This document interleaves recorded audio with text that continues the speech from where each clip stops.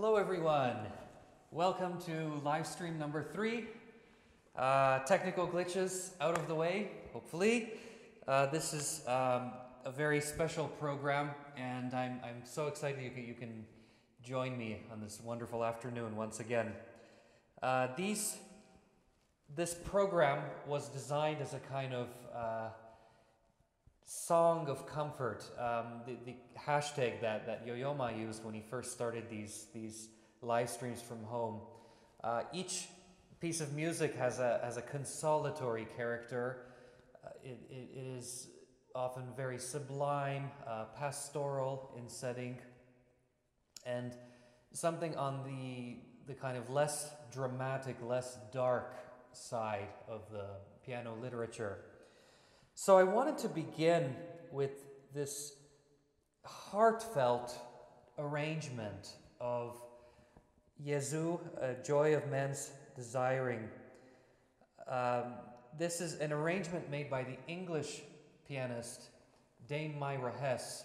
She had written it in the interwar period in 1926 when it was published, but perhaps her most famous recording of it was in 1940.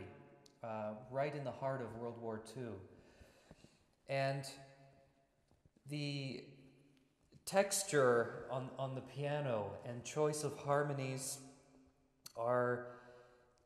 have made it into the most popular or most favored rendition, most favored arrangement among pianists today. There are numerous others, for example by Dinu Lipatti, which have slight variations in the sort of ancillary or binding harmonies.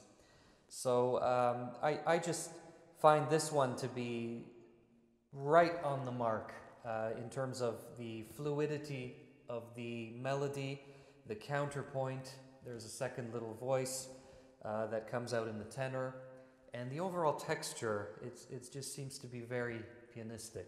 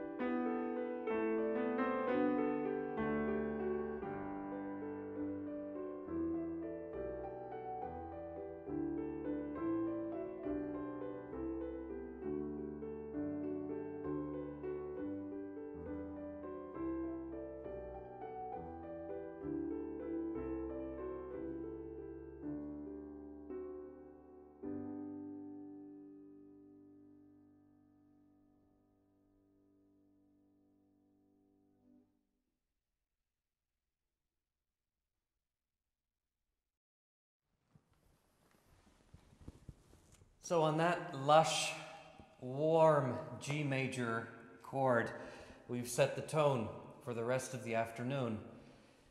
The one key that's very related to G major is the so-called dominant of D major. And D major is the key of our next work, Beethoven's Pastoral Sonata. And what is most interesting about this is that Beethoven was now firmly into his middle period of composition. He had penned already the First Symphony, the famous Eroica Symphony, and also one of his greatest piano sonatas, the Moonlight, which came just before this one, his number 14.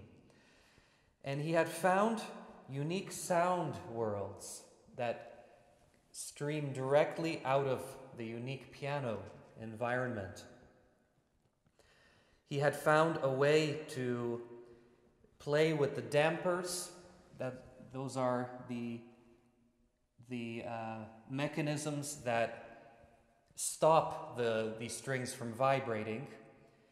And he had found a way to keep them up throughout the entire first movement to create a unique tone color, a unique soundscape not found in any of his earlier works.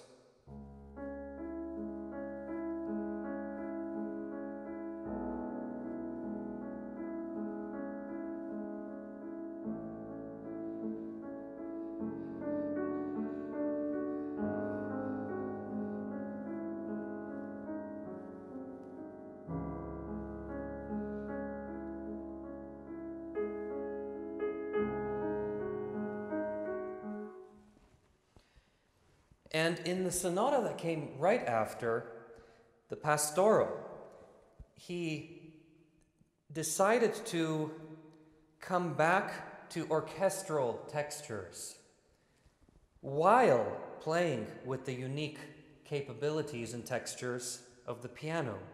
So we have essentially the best of both worlds. And the term pastoral was used by editors who published his work, often at the expense of Beethoven's satisfaction. In the Moonlight Sonata, what we just heard, the publisher was rowing a boat somewhere in Lake Lucerne, saw the full moon, and decided to call his next published work by Beethoven the Moonlight Sonata. And that name has stuck ever since. With the Pastoral, we indeed can sense a pastoral environment, especially in the first and fourth movement. But there's so much more to the story, because Beethoven plays with very distinct orchestral textures. For example, in the light-hearted third movement, a scherzo, we have 4 notes in unison, which sound very transparent, like the wind section of an orchestra. You have literally a flute, oboe, clarinet, or 2 bassoons. And that is soon in dialogue with another section of the orchestra, with these kind of jeté movements, bouncy strings, bouncy bow of the strings. And we hear that again and again in this comedic environment.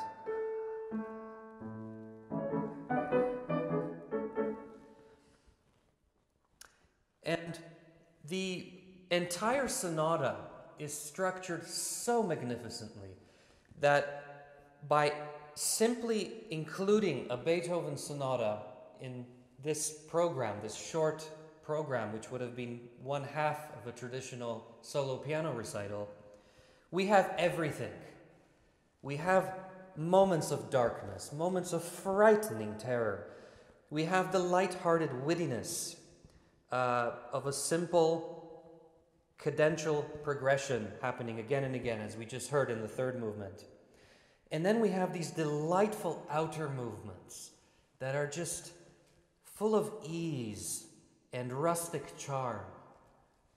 And the very beginning has been likened to a timpani, repeating one note very softly, and then a lush series of soft chordal strings come in on top. And within just one chordal progression, we move right into the G major that we ended the Bach with.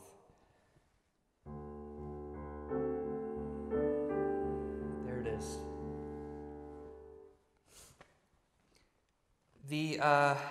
I thought perhaps here in the program, after that heartfelt piece by Johann Sebastian Bach, I wanted to share an inspiring story, something that occurred in 2019 during my touring in northern Canada. I performed for many schools, and I came across all possible age groups, sometimes doing 4 school shows in one day. And I'll never forget one school which had a music department, and the students were kind of prepped up. They knew I was coming. They brushed up on their theory because they knew I would ask them questions. And sometimes I really have to feel the environment in the room, because I love to have the talented students come and join me at the end and do some forehand, or perhaps some people are very eager to play something. And that can be a hazardous experience, because a lot of times I've had people very eager to come up on stage. You know, the clowns in the class that have very extroverted personalities, who even after asking them 3 times, do you know how to play piano? Do you take lessons? Yes, yes, yes. And it turns out that they were simply taking YouTube lessons 1 hour before I came and had no idea what they were doing. So in this unique classroom, the entire class, there were about 40 people in the room, the entire class, all of a sudden, after I finished my presentation, started pointing to the back of the room, and they said, get him to play, get him to play. So again, I've had this experience numerous times, and I just said, okay, I hope this will be good. And the little boy at the back of the room didn't want to budge. He was frozen. He said, he's not prepared, leave me alone. So he didn't want to come up, but the entire class said, please play something, please play something. So they eventually convinced him, and he came up to the little upright piano, must have been at least 70, 80 years old. And I'll never forget this. I asked him, what would you like to play? And he said, I'd like to play Chopin. Okay, now here's somebody advanced. And so what would you like to play? Just a nocturne. Okay. So he sat down, and I looked away, and the most beautiful chords, so soft. And he played the melody.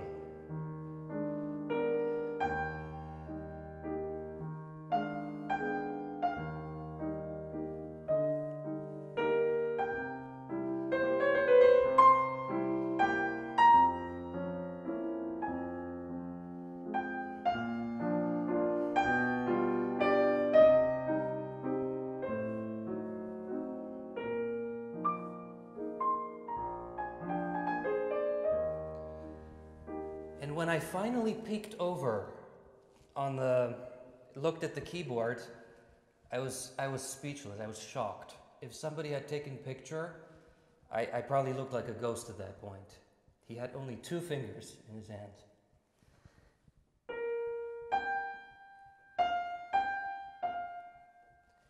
Played just so beautiful, with such a line and a dynamic range and suppleness in his wrist. I was blown away, still to this day. I'll never forget that experience. So here is the Pastoral Sonata by Beethoven. And I think I've touched upon every movement except the second movement, which is entirely different in character. We have a D major chord, a D major key in all the movements, except the second one, where the D major becomes minor. And there's an embedded motoric kind of figure, like a staccato Alberti bass, that accompanies the entire first theme. And it has a rather Faustian element.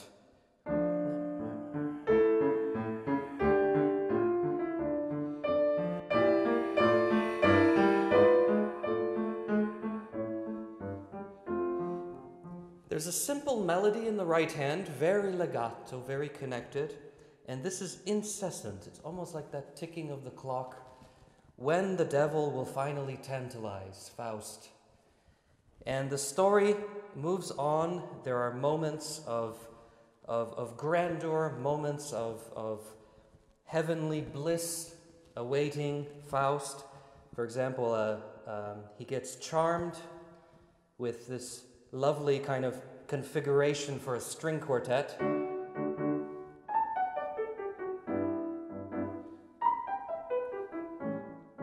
Very charming, sunny. But eventually at the very end, there are 3 chords that build into a strong dissonant crescendo. And that could be that moment when Faust gives in. Here is the Pastoral Sonata.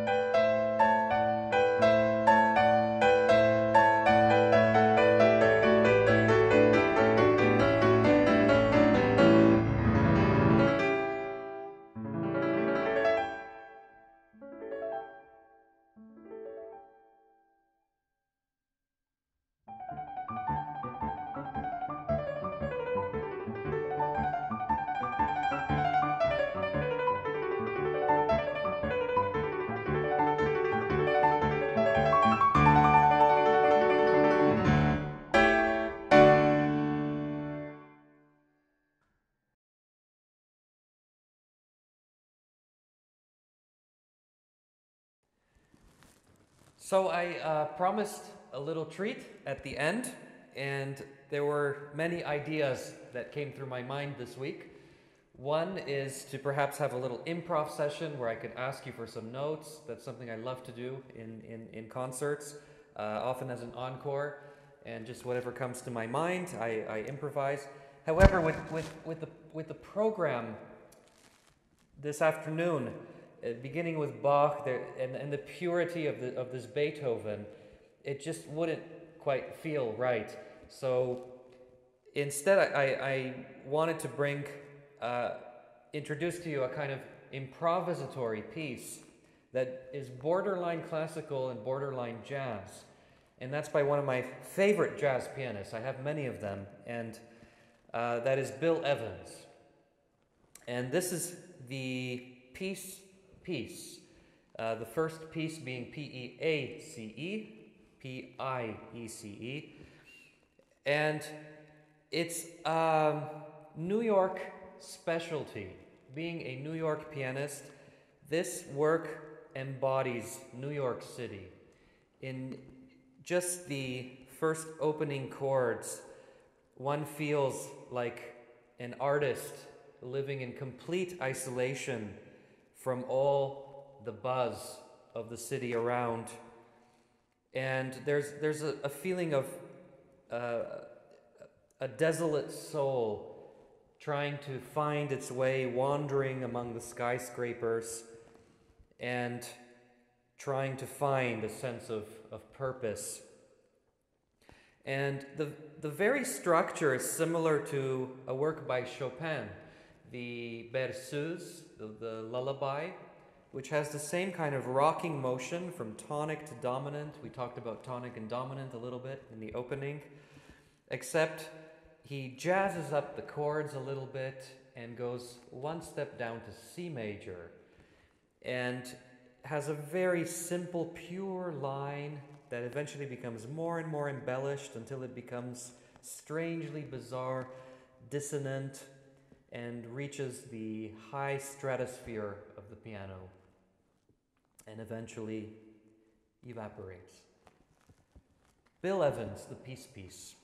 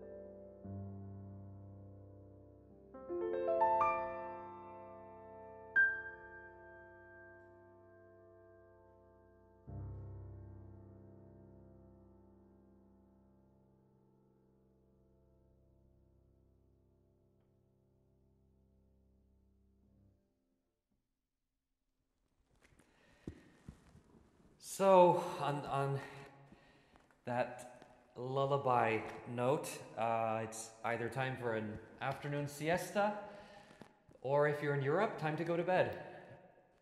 So, thank you so much for joining me. I'm just going to grab my computer, iPad, and turn the shades up a bit and join you for a question and answer.